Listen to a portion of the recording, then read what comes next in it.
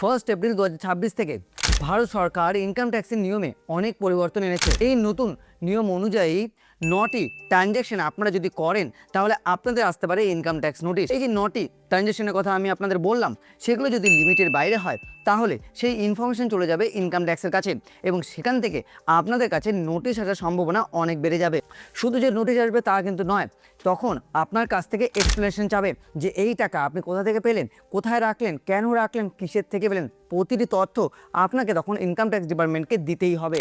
যত দিন যাচ্ছে তত কিন্তু এই ইনকাম ট্যাক্সের ব্যাপারটা কড়াকড়ি হচ্ছে।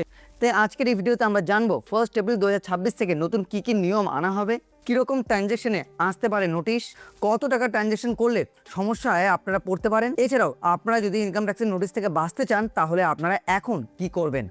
ভিডিওটি খুবই গুরুত্বপূর্ণ, তাই আমরা আপনাদের কাছে অনুরোধ রাখবো যাতে আপনারা ভিডিওটি সম্পূর্ণ দেখেন, যাতে এই ভিডিওটি দেখার পর আপনারা সেরকম 9টি ট্রানজ্যাকশন যাতে না করেন। এছাড়া যদি আপনারা অলরেডি সেরকম ট্রানজ্যাকশন করে ফেলেছেন তাহলে সেখান থেকে কিভাবে বাঁচতে পারেন। আগে কি নিয়ম ছিল সেটা আমাদের আগে জানতে হবে। রুল 1140 সেকশন 285 BA, কিন্তু এখন নতুন আপডেটে এটা পরিবর্তন করা হয়েছে, এসেছে রুল 237 সেকশন 508। এই নিয়ম অনুযায়ী bank, post office, insurance company, credit card company, NBFC, register office ইত্যাদি প্রতিষ্ঠানগুলো আপনার বড় অঙ্কের ট্রানজ্যাকশন মানে ইনকাম ট্যাক্স ডিপার্টমেন্টে রিপোর্ট করে। এই রিপোর্ট করা হয় SFT statement of financial transaction নামে একটি ফর্মের মাধ্যমে। এরপর সেই তথ্য আপনার AIS অ্যানুয়াল ইনফরমেশন স্টেটমেন্টে দেখা যায়। তাহলে এখান থেকে বুঝতেই পারছেন আপনার প্রতিটি ট্রানজ্যাকশনের উপর কিন্তু সরকারের নজর রয়েছে, সেটা ক্রেডিট কার্ড হোক, ল্যান্ড হোক কিংবা পোস্ট অফিস। এবার চলুন জানি সেই 9টি কী কী পরিবর্তন আনা হয়েছে। ব্যাংক ড্রাফট বা পে অর্ডার। আমরা অনেকেই রয়েছি যারা ব্যাংকে গিয়ে ক্যাশ দিয়ে আমরা ব্যাংকে ড্রাফট করি, মানে ক্যাশ জমা করে। তো সেই ক্ষেত্রে আপনাদের কাছে যদি প্যান কার্ড থাকে তাহলে আপনারা 10 লক্ষ টাকার বেশি ক্যাশ ডিপোজিট করে ব্যাংক ড্রাফট করবেন না বা পে অর্ডার করবেন না। আর যদি সেই ব্যাংকে আপনি আপনার প্যান কার্ড সাবমিট না করে থাকেন তাহলে 5 লক্ষ টাকার বেশি আপনারা কোনোভাবে ব্যাংক ড্রাফট বা পে অর্ডার করবেন না। কারণ এখানে পুরোপুরি ভালোভাবে বলা হয়েছে যে 10 লক্ষ টাকার বেশি যদি আপনি ক্যাশে ব্যাংক ড্রাফট বা পে অর্ডার করেন তাহলে নোটিশ আসতে পারে। আর যদি আপনার প্যান কার্ড সাবমিট করা না থাকে সেই ক্ষেত্রে আপনি যদি 5 লক্ষের বেশি ব্যাংক ড্রাফট বা পে অর্ডার করেন সেই ক্ষেত্রে আপনার বাড়িতেও নোটিশ আসতে পারে। দ্বিতীয় হলো কারেন্ট অ্যাকাউন্ট ক্যাশ ট্রানজ্যাকশন। এটা যাদের কারেন্ট অ্যাকাউন্ট রয়েছে তাদের। দেখুন, কারেন্ট অ্যাকাউন্ট অনেকেরই রয়েছে, বিজনেস পারপাস নেন। মনে রাখবেন কারেন্ট অ্যাকাউন্টে যখন আপনি নিচ্ছেন সেই কারেন্ট অ্যাকাউন্টে 50 লক্ষ টাকার বেশি আপনি ক্যাশে কোনোদিনও জমা দিবেন না ওই কারেন্ট অ্যাকাউন্টে।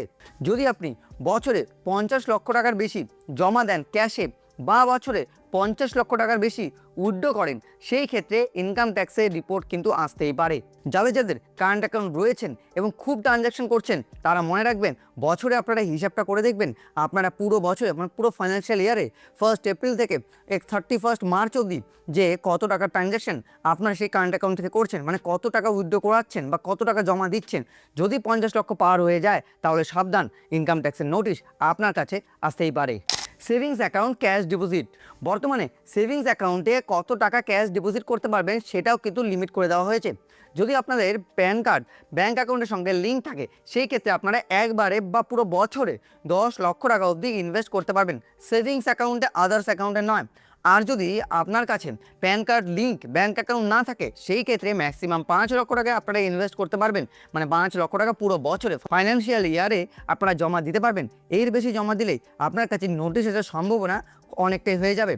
এই সেভিংস অ্যাকাউন্টে ক্যাশ ডিপোজিট নিয়ে আমি আলাদা ডিটেলসে একটা 5 থেকে 7 মিনিটের ভিডিও বানিয়ে রেখেছি, আই বাটন এবং ডেসক্রিপশনে লিঙ্ক দিয়ে রাখবো। এই ভিডিও শেষে আপনারা দেখবেন, সেটা দেখলে আপনারা বুঝতে পারবেন কোন কোন ক্ষেত্রে সেভিংস অ্যাকাউন্টে বুঝে শুনে টাকা রাখতে হবে, কোন কোন সময় আপনাদের কাছ থেকে ইনকাম ট্যাক্সের নোটিশ আসতে পারে, কিভাবে আপনারা ডিপোজিট করবেন, কোন ভাগে, সব কিছু ডিটেলসে আলোচনা করেছি সেই ভিডিওতে। 4 নাম্বার ফিক্সড ডিপোজিট। যদি আপনারা ফিক্সড ডিপোজিট করান, মানে আমরা সবাই কিন্তু ফিক্সড ডিপোজিটকে পছন্দ করি এবং ফিক্সড ডিপোজিটে আমরা ইনভেস্টও করি। সেই ফিক্সড ডিপোজিট যখন আপনি করাবেন আপনি মনে রাখবেন 10 লক্ষ টাকার বেশি ফিক্সড ডিপোজিট আপনি কোনোভাবেই করাবেন না। যদি আপনারা পুরো বছরে মানে পুরো ফাইন্যান্সিয়াল ইয়ারে 10 লক্ষ টাকার বেশি ফিক্সড ডিপোজিট করান সেই ক্ষেত্রে আপনার কাছে আসতে পারে ইনকাম ট্যাক্স নোটিশ। এবার এখানেও একটা ডিপেন্ড করছেন আপনি আদার্স ব্যাংকে করান কি একটা ব্যাংকে, সব ব্যাংক মিলিয়েই আপনি 10 লক্ষ টাকার বেশি ফিক্সড ডিপোজিট করাবেন না। যদি করানোর দরকার পড়ে যে না আমাকে ফিক্সড ডিপোজিট করাতেই হবে, তাহলে তার ইনফরমেশন রাখবেন সেই টাকাটা আপনি কোথা থেকে পেয়েছেন যেটা আপনি ফিক্সড ডিপোজিটে ইনভেস্ট করছেন, তাহলে কোনো অসুবিধায় আপনাকে পড়তে হবে না। 5 নাম্বার, ক্রেডিট কার্ড পেমেন্ট। এখন বর্তমানে আমরা সবাই ক্রেডিট কার্ড ইউজ করি, বয়স্ক হোক বা এখনকার ছেলেমেয়ে সবাই কিন্তু আমরা ক্রেডিট কার্ড ইউজ করি। এবার দিন দিন ক্রেডিট কার্ডের লিমিট এতটাই বেড়ে যাচ্ছে যে আমরা কখন কোথায় বেশি টাকা খরচা করছি কম টাকা খরচা করছি কোনো হিসাব রাখছি না। কিছুদিন যদি আপনি ক্রেডিট কার্ডকে ভালোভাবে ইউজ করেন, দেখবেন কিছুদিন পর পর ব্যাংক আপনাদেরকে অফার দেয় যে আগে আপনি 80,000 টাকার মতো খরচা করতে পারতেন, এখন আপনি বছরে 1 লক্ষ 2 লক্ষ টাকা খরচা করতে পারবেন। আবার কিছুদিন পরে আবার বলবে আমরা আরও বাড়িয়ে আপনার জন্য করে দিয়েছি 3 লক্ষ টাকা আপনি ক্রেডিট কার্ড থেকে খরচা করতে পারবেন। কিন্তু এখানেই সবচেয়ে বড় ফাঁদ, যদি আপনারা ক্রেডিট কার্ড থেকে কোনো ক্যাশ পেমেন্ট করেন সেই ক্ষেত্রে 1 লক্ষ টাকার বেশি হলেই কিন্তু আপনাদের আসতে পারে ইনকাম ট্যাক্স নোটিশ। হ্যাঁ, 1 লক্ষ টাকার বেশি। এবার এখানেও একটা ব্যাপার রয়েছে, আপনি ভাগে ভাগে করুন, কিন্তু ধরে রাখুন 1 লক্ষে সহসায় আসে না, কিন্তু 2 থেকে 2.5 লক্ষ গেলে কিন্তু সেটা মারাত্মক ধরা হয়। তো চেষ্টা করবেন 1 থেকে 2 লাখের মধ্যেই যাতে ক্যাশ ট্রানজ্যাকশন করেন আপনারা।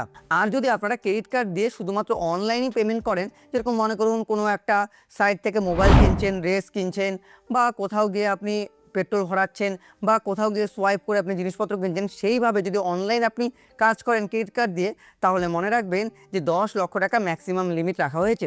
সেই ক্ষেত্রে 10 লক্ষ টাকার বেশি হলে আপনার কাছে নোটিশ আসতে পারে, কিন্তু ক্রেডিট কার্ডে 10 লক্ষ টাকার লিমিট মানে বিরাট অ্যামাউন্ট। এবার এখানে একটা প্রশ্ন আসবে যে অনেকেই রয়েছে যারা গাড়ি কেনার সময় ক্রেডিট কার্ড ইউজ করে, বা যারা মনে করুন বাইক কেনার সময় ক্রেডিট কার্ড ইউজ করে, সেই ক্রেডিট কার্ডের হিসাবটা কিসে ধরা হয়? ক্যাশে না ধরা হয় অনলাইন পেমেন্টে? সেটা ধরা হয় অনলাইন পেমেন্টে।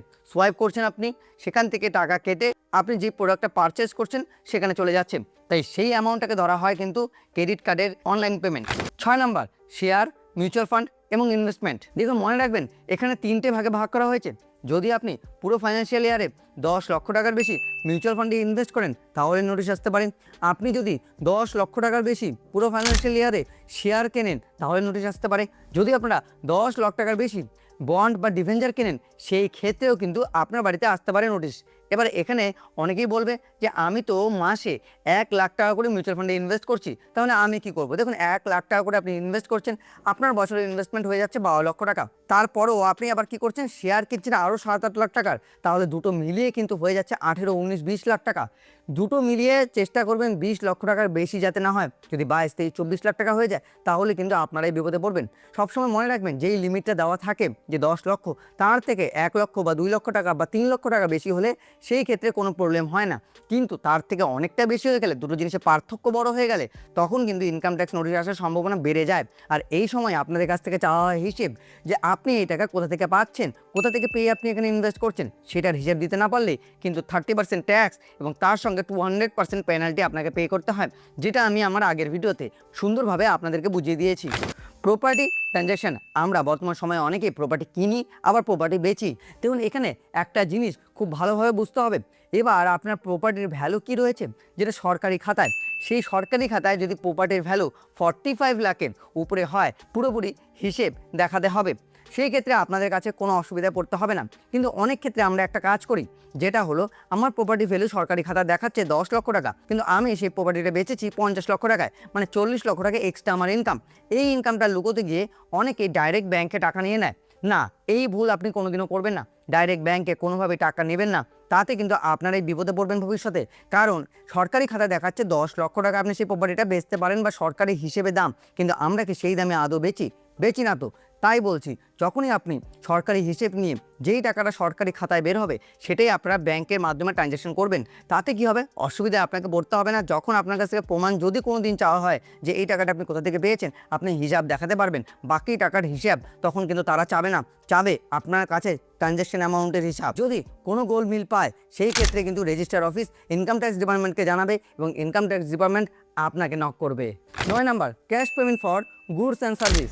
যদি আপনি 2 লাখের বেশি টাকার জিনিস বা সার্ভিস কেনেন এবং ব্যবসায়ী ট্যাক্স অডিটের আয়ত্তায় পড়ে তাহলে সেই ট্রানজ্যাকশানে কিন্তু রিপোর্ট হয়। দেখুন এখানে সার্ভিস বলতে যখন আমরা কিছু কাউকে প্রোভাইড করি যে আমি আপনার হয়ে এই কাজটা করে দিব, আমি তার পরিপ্রেক্ষিতে আমাকে এই টাকাটা দেবেন। কোনো প্রোডাক্ট বেচা বা কোনো জিনিসকে বেচা সেগুলো আমি বলছি না, বা কোনো রেস্টুরেন্ট না। অনেক সময় হয় না যে আমি আপনার এই কাজটা করে দিব, যেরকম আপনি যদি এক্সাম্পল ধরুন কোনো ক্যাফে বলুন বা আপনি আদার্স আরও কিছু রয়েছে যেখানে আমি কোনো জিনিস আপনার হয়ে করে দিচ্ছি এবং সেই পরিপ্রেক্ষিতে আপনি আমাকে কোনো টাকা দিচ্ছেন, সেটা যাতে 2 লাখ টাকার বেশি না হয়, সেটা বিজনেস পারপাস হোক বা এমনি, সেটা কিন্তু ক্যাশের কথা বলছি। এবং আরেকটি গুরুত্বপূর্ণ বিষয়, কিছু কিছু ইনকাম রয়েছে যেগুলো লিমিট ছাড়াই কিন্তু রিপোর্ট হয়। Bank interest, dividend income, share market capital gain, এইসব তথ্য সরাসরি আপনার এআইএস এবং আইটিআরে দেখাবে। তার জন্য আপনাকে কিছু করতে হবে না, আপনার প্যান কার্ডই আপনার হয়ে সেই কাজটা করে দেবে। 1 এপ্রিল 2026 থেকে এই ভুলগুলো আপনারা কোনোদিনও করবেন না। যদি আপনারা এখনও দিয়ে ভুলগুলো করে ফেলেন তাহলে চেষ্টা করবেন এরপর থেকে আর এই ভুলগুলো করবেন না। কত টাকা লিমিট রয়েছে, কোন ট্রানজ্যাকশনের উপর, পুরো ডিটেলস আমরা আপনাদের সামনে তুলে ধরেছি এবং কী কী ভুল করলে ইনকাম ট্যাক্সের নোটিশ আসতে পারে সেটাও আমরা আপনাদেরকে জানালাম। আপনারা আপনাদের ফিনান্সিয়াল ট্রানজ্যাকশনের পুরো হিসেব রাখবেন, যাতে কোনো দিন এরকম দিন যদি আসে যেদিন আপনাকে সেই হিসাব দেখাতে হচ্ছে, তাহলে আপনি যাতে পুরোপুরি প্রতিটি পাই টু পাই হিসেব দেখাতে পারেন। যদি আপনাদের এই ভিডিওটি ভালো লেগে থাকে এবং ভিডিওটি আপনাদের কাছে একটুকু গুরুত্বপূর্ণ বলে মনে হয়ে থাকে, তাহলে ভিডিওটি লাইক এবং শেয়ার করে দেবেন বন্ধুবান্ধব গুরুজনদের সাথে। ভিডিওটি দেখার জন্য আপনাদের সকলকে অসংখ্য অসংখ্য ধন্যবাদ। যদি কোনো প্রশ্ন থাকে কমেন্ট বক্সে গিয়ে আপনারা সেটা নির্দ্বিধায় বলতে পারেন।